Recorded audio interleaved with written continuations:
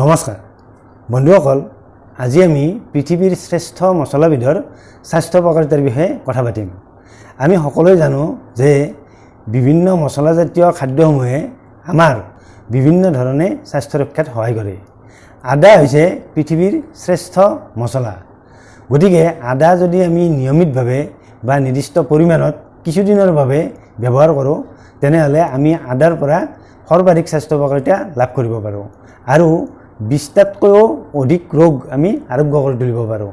আমি অৱশ্যে বেছিভাগ মানুহেই বা ক'বলৈ গ'লে সকলো মানুহেই আদা কম বেছি পৰিমাণে ব্যৱহাৰ কৰোঁ, কিন্তু আদা এক নিৰ্দিষ্ট পৰিমাণত বা সঠিক মাত্ৰাত ব্যৱহাৰ নকৰোঁ বাবে আমি আদাৰ পৰা সৰ্বাধিক স্বাস্থ্য উপকাৰিতা লাভ কৰিব নোৱাৰোঁ। আজি আমি আদা ব্যৱহাৰ কৰাৰ নিয়ম সম্পৰ্কে আৰু আদাই কি ৰোগ ভাল কৰিব পাৰে সেই বিষয়ে আজি বিতংভাৱে কথা পাতিম। আদা ব্যৱহাৰ কৰাৰ নিয়মটো হৈছে 1 কাপ উতলা পানীত 1 ইঞ্চিমান আদা সৰু সৰুকৈ কুটি সেই উতলা পানী কাপত দিব লাগে। দিয়াৰ পাছত আমি যিদৰে চাহ খাওঁ ঠিক তেনেদৰে সেই কাপ আদাৰ পানী আমি সেৱন কৰিব লাগে। লাহে লাহেকৈ চিপকৈ আমি সেৱন কৰিব লাগে আৰু এনেদৰে আমি দিনটোত দুবাৰ আহাৰ গ্ৰহণ কৰাৰ আধা ঘণ্টা পাছত এমাহৰ বাবে সেৱন কৰিব লাগে। আৰু এনেদৰে যদি আমি কণ্টিনিউ বা নিয়মিতভাৱে দিনত দুবাৰকৈ আদা এমাহৰ বাবে ব্যৱহাৰ কৰোঁ, তেনেহ'লে আমি আদাৰ সৰ্বাধিক স্বাস্থ্য উপকাৰিতা লাভ কৰিব পাৰোঁ আৰু আমাৰ কেইবাটাও বেমাৰ নাইকিয়া হৈ যায়। গতিকে বন্ধুসকল, আমি আদা এনেদৰে ব্যৱহাৰ কৰি কি ৰোগৰ পৰা আমি আৰোগ্য লাভ কৰিব পাৰোঁ সেই বিষয়ে আজি কথা পাতোঁ আহক। এইখিনিতে আপোনালোকৰ প্ৰতি এটি অনুৰোধ, যদিহে আপোনালোকে আজিৰ ভিডিঅ'টো চাই ভাল পায় তেনেহ'লে ভিডিঅ'টিত লাইক এটা কৰিব আৰু লগতে ভিডিঅ'টি আপোনালোকৰ লগ বন্ধুৰ মাজত বা পৰিয়ালৰ লোকৰ মাজত শ্বেয়াৰ কৰিব বুলিও আশা কৰিলোঁ।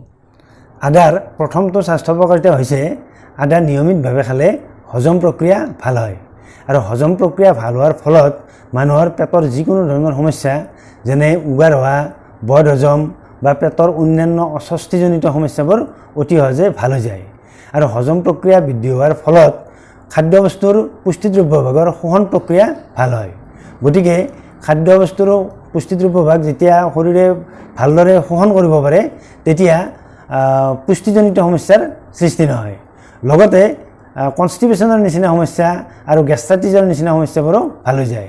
সেইবাবে আদা নিয়মিতভাৱে সেৱন কৰিলে মানুহৰ পেটৰ যিকোনো ধৰণৰ সমস্যাই ভাল হৈ যায়। আদাৰ 2 নম্বৰ স্বাস্থ্য উপকাৰিতাটো হৈছে আদা নিয়মিতভাৱে সেৱন কৰিলে লিভাৰৰ কাৰ্যকাৰিতা গুণ বৃদ্ধি পায়, যাৰ বাবে লিভাৰৰ স্বাস্থ্য ভালে থাকে আৰু লিভাৰৰ স্বাস্থ্য ভালে থাকিলে শৰীৰত মেটাবলিজম প্ৰক্ৰিয়াও সঠিকভাৱে চলে। আজিকালি যিহেতু বেছিভাগ মানুহেই এই মেটাবলিজম সমস্যাত ভুগি আছে, গতিকে আদা নিয়মিতভাৱে সেৱন কৰিলে এই মেটাবলিজমৰ সমস্যাবোৰ অতি সহজে ভাল হৈ যায়।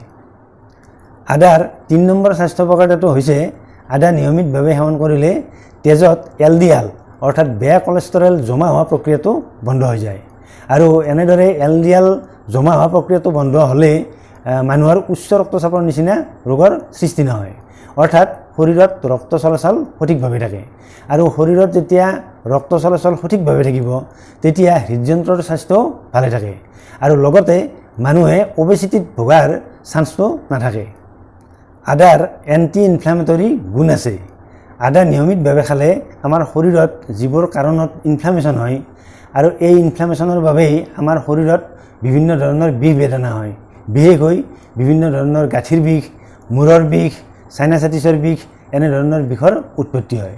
গতিকে আদা যদি নিয়মিতভাৱে সেৱন কৰা হয় তেনেহ'লে আদাৰ এই এণ্টি ইনফ্লেমেটৰী গুণৰ বাবে শৰীৰৰ বিষ বেদনাবোৰ, বিশেষকৈ জইণ্টৰ বিষ বা মূৰৰ বিষ, এনেধৰণৰ বিষ বেদনাবোৰ অতি সহজে ভাল হৈ যায়। আদাত যথেষ্ট পৰিমাণে মেগনেছিয়াম, জিংক আদি উপাদান পোৱা যায় আৰু এই উপাদানবোৰৰ কাৰণে নিয়মিতভাৱে যদি আদা সেৱন কৰা হয় তেনেহ'লে শৰীৰৰ ৰোগ প্ৰতিৰোধ ক্ষমতা বৃদ্ধি পায় আৰু শৰীৰত যদি কোনো ধৰণৰ ইনফেকশ্যন থাকে তেনেহ'লে সেই ইনফেকশ্যন আদাই ভাল কৰি দিয়ে।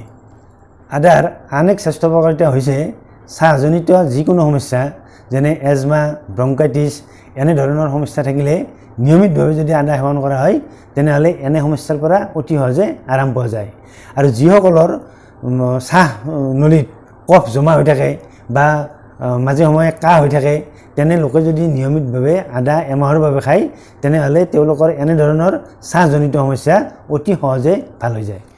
আদা নিয়মিতভাৱে সেৱন কৰিলে শৰীৰৰ কোষবোৰত গ্লুক'জৰ শোষণ প্ৰক্ৰিয়া বৃদ্ধি পায়, যাৰ বাবে ডায়েবেটিছ ৰোগীৰ তেজত গ্লুক'জৰ পৰিমাণ সহজতে বৃদ্ধি নাপায়। সেইবাবে ডায়েবেটিছ ৰোগীসকলে যদি নিয়মিতভাৱে আদা সেৱন কৰে তেনেহ'লে ডায়েবেটিছ ৰোগীসকলৰ তেজত ছুগাৰৰ পৰিমাণ সদায় নিয়ন্ত্ৰণত থাকে। আদা নিয়মিতভাৱে সেৱন কৰিলে শৰীৰত টেষ্টোষ্টেৰন হৰম'নৰ ছিক্ৰেশ্যন বৃদ্ধি পায়, যাৰ বাবে পুৰুষৰ স্বাস্থ্য ভালে থকাত সহায় কৰে।